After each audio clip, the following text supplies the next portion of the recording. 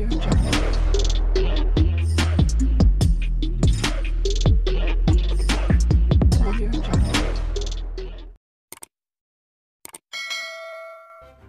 kasih karena memilih channel ini. Sebelum kita mulakan video ini, sila pertimbangkan untuk menekan butang like, share, dan subscribe, dan aktifkan butang lonceng Anda agar Anda sentiasa mendapat info-info percuma pada setiap hari dari channel kami. Dan tinggalkan komen Anda karena komen Anda amatlah dihargai. Terima kasih. Pemuda UMNO hari ini mencadangkan kerajaan dan parlimen supaya menggubal satu undang-undang khas untuk mengawal sebarang tindakan tidak beradab dan dianggap derhaka terhadap Raja-Raja Melayu. Ketuanya Dr. Akmal Saleh berkata, ini kerana tindakan sedemikian telah mewujudkan prasangka terhadap institusi Raja-Raja yang sepatutnya dipertahankan dan bukan diperlekehkan.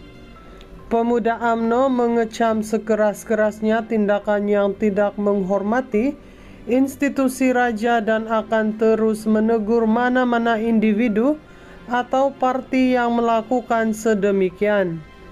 Pemuda UMNO juga menyarankan agar satu undang-undang khas digubal oleh kerajaan dan parlimen untuk mengawal sebarang tindakan tidak beradab, malah derhaka terhadap institusi Raja-Raja Melayu sejajar dengan prinsip rukun negara. Katanya menerusi satu kenyataan hari ini. Dr. Akmal secara khusus merujuk kepada kenyataan yang dikeluarkan oleh Presiden PAS Abdul Hadi Awang dan Ahli Parlimen Pasir Gudang Hasan Abdul Karim. Abdul Hadi dalam hantarannya di Facebook yang bertajuk Ketinggian Islam Wajib Dipertahankan mengingatkan bahawa Islam adalah keutamaan dan memberi peringatan kepada semua supaya mereka menjaga akidah masing-masing. Saya sekadar memberikan peringatan kepada penganut Islam supaya menjaga dan mempertahankan akidah masing-masing, bukanlah menghina, khususnya pengamal undang-undang dan semua yang terlibat dengannya, daripada kalangan para hakim dan peguam, termasuk ahli parlimen dan adun, bahkan raja-raja supaya berwawasan akhirat dengan bijaksana, memandang ke akhirat sana, bukan memandang kepentingan dunia di sini sahaja, katanya. Sementara Hasan pula berkata, yang di Pertuan Agong adalah tertakluk kepada sistem raja berperlembagaan dan bukannya raja mutlak.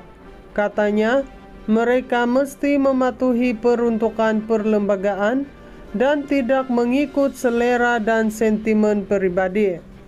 Agong juga seperti ahli-ahli politik kena patuh dan hormat perlembagaan persekutuan. Perkara yang tidak ada di dalam perlembagaan tidak boleh diada-adakan sesuka hati. Yang boleh memindah perlembagaan hanya satu badan sahaja, yaitu parlimen, katanya. Dalam perkara ini, Agong telah cross the line, kata ahli parlimen PKR itu. Mengulas lanjut, Dr. Akmal berkata, kedua-dua ahli politik itu telah membuat kenyataan yang amat tidak bersesuaian. Institusi raja bukan modal untuk sesiapa meraih dividen politik bagi survival mana-mana individu atau parti. Ia harus dimartabat, dipelihara dan dihormati, katanya lagi. Pemuda UMNO hari ini mencadangkan kerajaan dan parlimen supaya menggubal satu undang-undang khas untuk mengawal sebarang tindakan tidak beradab dan dianggap derhaka terhadap Raja-Raja Melayu. Ketuanya Dr. Akmal Saleh berkata, ini kerana tindakan sedemikian telah mewujudkan prasangka terhadap institusi Raja-Raja yang sepatutnya dipertahankan dan bukan diperlekehkan. Pemuda UMNO mengecam sekeras-kerasnya tindakan yang tidak menghormati institusi raja dan akan terus menegur mana-mana individu atau parti yang melakukan sedemikian. Pemuda UMNO juga menyarankan agar satu undang-undang khas digubal oleh kerajaan dan parlimen untuk mengawal sebarang tindakan tidak beradab, malah derhaka terhadap institusi raja-raja Melayu sejajar dengan prinsip rukun negara, katanya menerusi satu kenyataan hari ini. Dr. Akmal secara khusus merujuk kepada kenyataan yang dikeluarkan oleh Presiden PAS Abdul Hadi Awang dan Ahli Parlimen Pasir Gudang Hasan Abdul Karim. Abdul Hadi dalam hantarannya di Facebook yang bertajuk "Ketinggian Islam Wajib Dipertahankan" mengingatkan bahawa Islam adalah keutamaan dan memberi peringatan kepada semua supaya mereka menjaga akidah masing-masing.